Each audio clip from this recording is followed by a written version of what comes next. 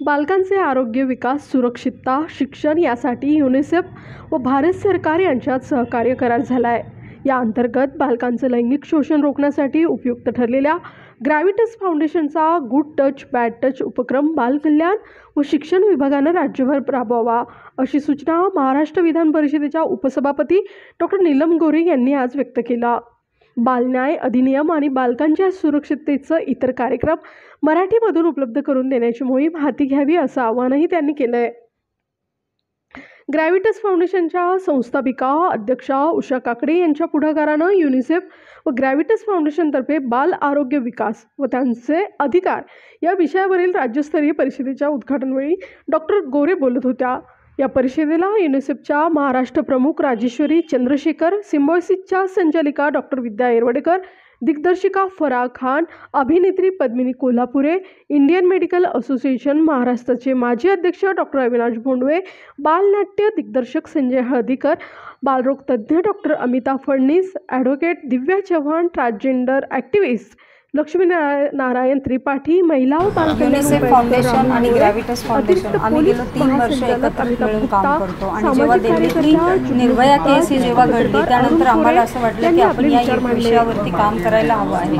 आणि मग आम्ही या विषयावरती सखोल चर्चा केली, काही समाजसेवकांशी, काही NGOंना गाठीभेटी दिल्या आणि मग याच्यामधले आम्हाला एक गंभीर आकडे आमच्या समोर आले. मग आम्ही ठरवलं की नाही, या विषयावरती आपल्याला काम करायचं. मग आम्ही स्कूलच्या गाठीभेटी घेतल्या, प्रिन्सिपल, टीचर या सगळ्यांच्या आम्ही गाठीभेटी घेतल्या. त्यावेळेला आम्हाला थोडासा नकारात्मक हे आला, कारण हा अतिशय सेन्सिटिव्ह सब्जेक्ट असल्याकारणाने आम्हाला सगळ्यांनी नकार दिला. परंतु आम्हाला आता हा विषय कशा पद्धतीने समजून सांगायचा हे आम्ही खूप काउन्सेलिंग करून त्यांना सांगितलं की नाही, ही जर आपल्या मुलांवरती जर अशी अत्याचाराची वेळ आली तर आपण काय करणार. आपण आई वडील म्हणूनच त्यांच्या मागे उभे राहणार आणि आपण सर्व समाजच त्यांना सपोर्ट करणार. तर ह्या समाजालाच आपण का घाबरतोय. जर समाजच आपल्याबरोबर असेल तर आपण ह्या सगळ्या विषयांना एकत्रित पद्धतीने आपण पुढे घेऊन जाऊ.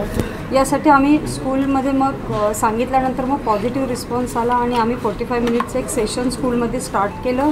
आणि या 45 मिनिटच्या सेशननंतर मुलं मोकळी संवाद साधायला लागले आणि त्यांच्याबरोबर काही घटना घडत असतील किंवा त्यांच्याबरोबर काही गोष्टी होत असतील त्यांच्या मैत्रिणींबरोबर, तर ते आमच्याबरोबर ते शेअर करायला लागले. आणि कुठेतरी आम्ही त्यांना त्याच्यातून बाहेर काढायला, आमचं ग्रॅव्हिटस फाउंडेशन आणि युनिसेफ आम्ही मिळून त्यांना कुठेतरी बाहेर काढायचा एक प्रयत्न करत आहोत. आणि अशा पद्धतीने आम्ही आज 4 लाख विद्यार्थ्यांपर्यंत पोहोचलो आहोत आणि बऱ्याचशा विद्यार्थ्यांना याचा फायदा झालेला आहे.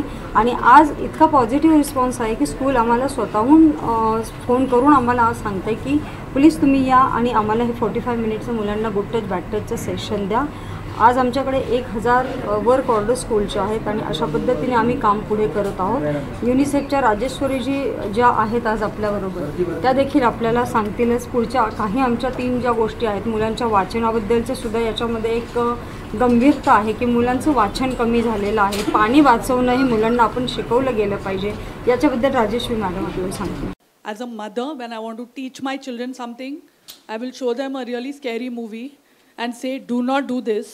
Or if they want to go on a trip alone, I will show them a movie, Hostel, this is what happens, do not do this. I think films really are very powerful. We learnt a lot in our childhood from movies. We learned what is right and wrong and that evil is defeated and good always wins. That's all we learned. I don't think our parents sat and we learnt it from the movies. Very true. I think, like she said, educating parents, having short films that are more entertaining. Sorry, the UNICEF films are lovely, but I don't think any child will sit and watch it. So we need little more entertaining films to teach the children. No, I'm saying, and also the attention span is very less. So maybe like a minute, like they're watching reels all the time. You know, they're watching it because it gets over in a minute. So I think anytime you all need me to come, make some entertaining, educational films, I'll be more than happy to come and do that. Because I think children will learn from watching. I think parents, I think we definitely need to educate parents. Like we have counseling sessions for children in school where they teach them about sex education in a really boring manner. I think we need to call the parents, talk to them and how they should talk to the children. I'm very, very open with my kids. And yes, I had a planned pregnancy, but I had planned only for one. who just happened to have 3 along. I think parents, as a mother, we are always struggling to do the right thing. I think we are all good mothers and we are all clueless mothers at some point. So I think we need to be educated more than anyone else. And I think I admire Jugnu and Padmini, but I don't think any mother should be told they need to sacrifice or give up anything for their children. The children need to learn. The mothers have a career too. Mother's a working mother. And that's what hats off to anyone who can do, but I think I will go mad if I sit with my children 24 hours and they will go mad too. So I think, and it's also important, I teach my son all the time. I think it's also important to educate the fathers. Very true. Most important, the fathers need to be as involved in the parenting. Luckily, I have a husband who's more hands-on than me, which is why I can leave them and come here and do this. But I think most fathers, this generation of fathers is definitely more hands-on than our fathers were, the mothers did everything. Very true. So I think the dads need to be involved. They need to also be counseled as to how to treat their wives, so that the children learn from that. And 14 states में हमारा presence है। जहाँ तक महाराष्ट्र की बात है, हम 2-3 मुद्दों पर बात करना चाहते हैं जो बच्चों के हित में हैं, और वो हम उनके अधिकार के परिप्रेक्ष्य में बात करने जा रहे हैं। जैसे शिक्षा का अधिकार, जीवन का सर्वाइवल का अधिकार है, पानी का पीने का अधिकार, स्वच्छ वातावरण का अधिकार है, और संरक्षण का भी अधिकार है। तो इन सब चीज़ों में, और एक और जो चीज़ है कि बच्चों का जो विकास है, उसमें जो शारीरिक विकास है वो तो एक बात है ही, जो हम दिखते हैं और समझ भी पाते हैं, पर मानसिक विकास किस तरह से होती है और कैसे जितना जल्दी हम इंटरवीन करें उतना अच्छा है बच्चों के लिए। मतलब 6 साल से अंदर का जितना आप कर सकते हैं, बुद्धि का विकास 80% तब तक बढ़ जाता है। ये संदेश हम इन्फ्लुएंसर्स के माध्यम से, जो आज इस मीटिंग में आए हैं ग्रेविटास के माध्यम से, उन तक पहुंचाना चाहते हैं, ताकि वो आगे जाकर क्लाइमेट चेंज की बात करें, कैसे हम युवाओं को इस मुद्दे में शामिल कर सकें, कैसे रीडिंग कैंपेन पर बात कर सकें। इन 3-4 मुद्दों पर हम आज डिस्कस करना चाह रहे हैं। हम चाह रहे हैं कि इनके माध्यम से मैसेज फैलाएं।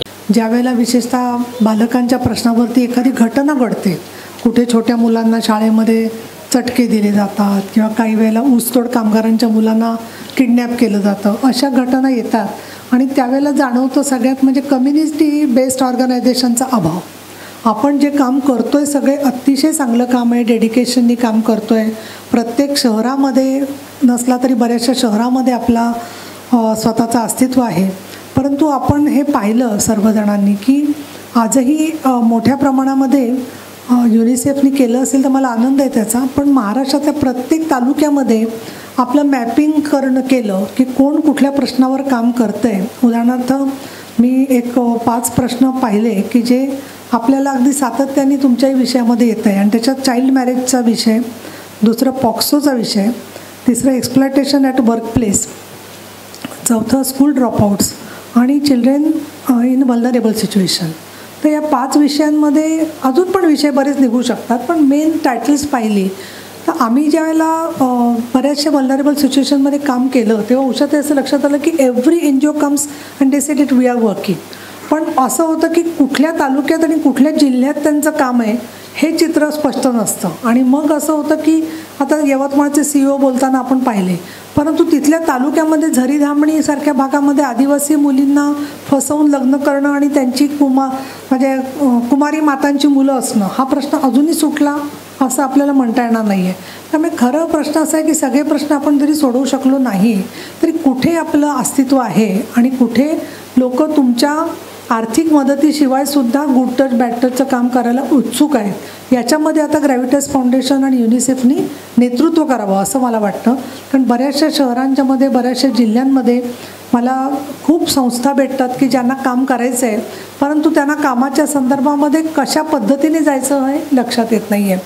दुसरं I would say that first and foremost, I think parents need to be counseled. Because if the foundation of a child is not right, then nothing can be achieved. And yes, we are living in a world that has nuclear families. And like Dr. Vidya said, that it is important.